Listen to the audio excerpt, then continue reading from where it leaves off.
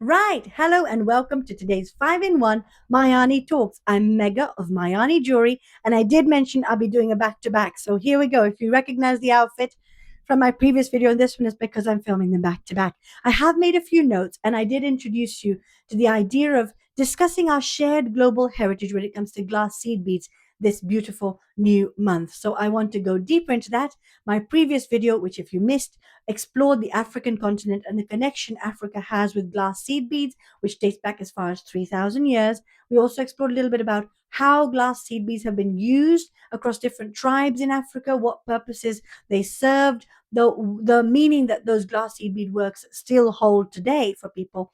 And we've also looked at how glass seed beads are very versatile and can easily move from one culture into another culture and be reworked and reimagined by the new culture that's receiving them to create works of artistry that capture that new culture's stories just as well as they would have captured and served the previous culture's stories, the culture from which they originated. So let's move on to Europe this week. I'm going to share with you five beautiful facts. As you know, 5-in-1 is 5-in-1 for a reason. So I'm going to read a few of my notes as we explore these facts together because as I learn, I then come and share these facts with you. So when it comes to Europe, of course, glass seed beads have held a lot of importance in terms of artistically. They have had a lot of esteem and prestige associated with them in terms of the beautiful artistry that can be created using these wonderful materials. And they've also had a lot of influence over the bead making that has taken place in Europe. For Venice, in particular, for example, being one of the primary centers for glass beadwork making, all the way back when glass seed beads were first, created about 4,000, 5,000 years ago. It was quite quickly that Venice and India became the major centers for glass seed bead production, globally speaking. So Venice is one of the parts of Europe that has a very strong relationship with beadwork artistry and glass seed beads in particular. So do Bohemia and France. And we're going to look at how the creations from these particular regions of Europe made their way across the globe. So starting off with fact number one. Fact number one. If we look at Venice and Murano glass seed beads, they date back as far back as the 13th century. And Venetian glassmakers would basically, they found a way to perfect the creation of these tiny colored glass seed beads, perfecting them in the sense of making them more clear, improving their clarity, as well as the uniformity of these glass seed beads. Now, it's important to remember that at the time we're speaking, there was no mechanization of the process. So people were making these glass seed beads by hand. So actually, to be able to achieve a certain degree of clarity when it comes to handmade glass seed beads, as well as a degree of uniformity, that was quite a feat. So Venetian artisans are particularly renowned for doing this when it comes to Murano glass seed beads.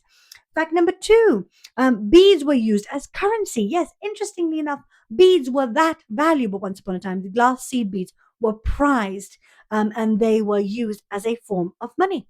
They were used to trade, and there were certain levels to the glass seed beads in themselves. Certain glass seed beads were more prized or considered more expensive or valuable than others, but essentially, yes, they were as important as money is today to us.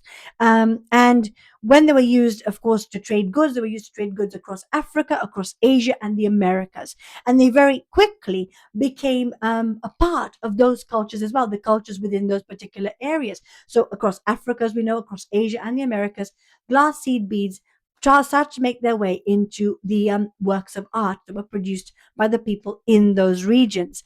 And the glass seed beads were an early example, essentially in this way, of cultural and commercial exchange. So they were not only used as money to allow us to have commerce, to allow us to have the exchange of goods, but they were also used to exchange culture. So there would be works of glass seed bead art that were exchanged and traded as a way of kind of sharing cultural stories and narratives, which I think is beautiful, showing again, as I've mentioned before in my previous video, just how beautifully glass seed beads have across the ages served to connect us as opposed to segregate us, as a lot of the materials involved in luxury jewelry making today do.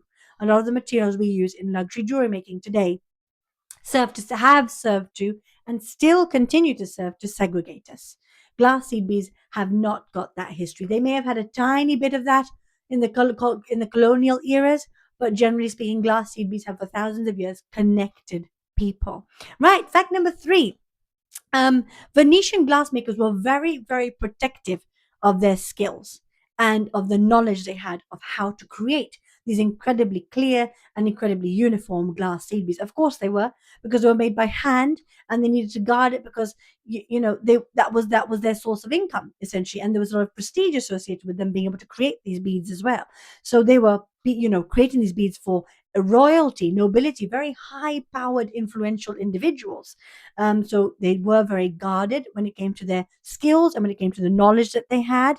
And families, the Venetian artisan families, would pass down these skills for generations, essentially elevating beadwork and the art of bead making specifically, and making it a very elite craft. So an elite group of individuals would know how to make these glass seed beads by hand. Right. Fact number 4. In Bohemia, let's explore Bohemia now. So in the Czech lands, which were are sometimes referred to as Bohemia, in that particular part of the world, artisans revolutionized the way that seed beads were produced, and they actually found a way to create crystal clear glass beads and to more precisely cut them as well. So they improved the quality of glass seed beads in terms of being able to produce crystal clear glass seed beads and to achieve precision cutting as well. And that basically revolutionized the practice, setting the foundation for our modern seed bead industry. So the way that we now make glass seed beads was very much influenced by the progress that was made in in the Czech lands or Bohemia, way back when, and the whole brilliance that they had to reinvent the way and revolutionize the way that glass seed beads were made. Fact number 5. Of course, you may have been familiar with glass seed beads through couture, but yes, it's very true to say that a lot of European haute couture has, for a very long time, used glass seed beads in embroidery. So when you see these beautiful couture outfits, you may sometimes see them embellished heavily, or not so heavily necessarily, with a lot of these beautiful, stunning, exquisitely shaped, colored, and sometimes even textured or patterned glass seed beads. So they've been used for a very long time in haute couture, which is why the artistry, which has been under recognized, the actual skill behind this embroidery involving this beadwork, which has been under recognized, can be considered a form of haute joaillerie.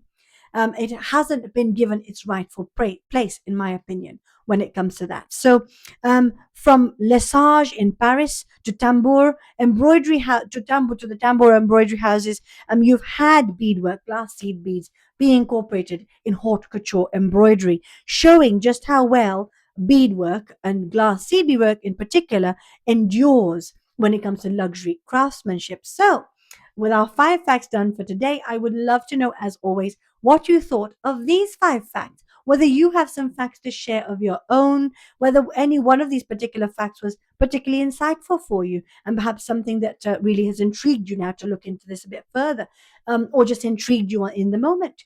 I'd love to know. I'd also love to know the answer to this question.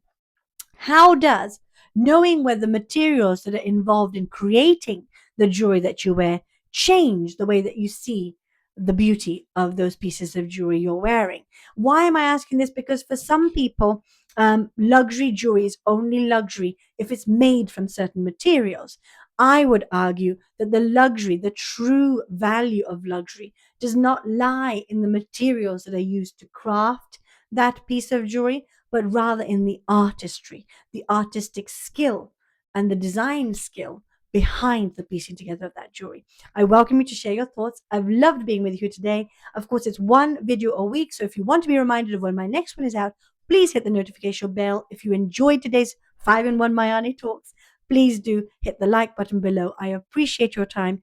Thank you for joining me. And remember, because your jewelry should always be more than just an afterthought. Bye for now.